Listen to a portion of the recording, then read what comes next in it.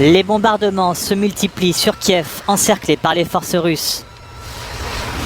Selon le maire de la ville, Vitali Klitschko, une frappe contre un immeuble résidentiel a fait 4 morts. Invités à se mettre à l'abri, les habitants de la capitale ukrainienne ont tout juste eu le temps de faire quelques provisions avant le couvre-feu décrété jusqu'à demain matin. Nous sommes arrivés de Tchernihiv.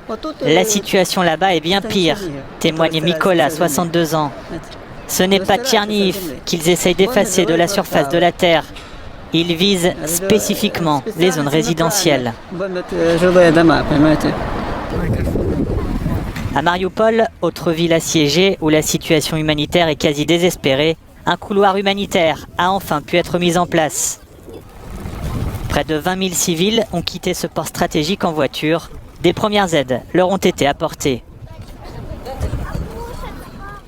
Mariupol, où selon les autorités locales, les troupes russes se sont emparées d'un hôpital, prenant environ 500 personnes en otage, dont une centaine de médecins. Les efforts se poursuivent dans différentes villes du pays pour mettre les civils en sécurité et leur apporter de l'aide humanitaire, comme ici, à Soumy, au nord-est, où la Croix-Rouge est à l'œuvre. Les pourparlers entre dirigeants russes et ukrainiens doivent reprendre aujourd'hui.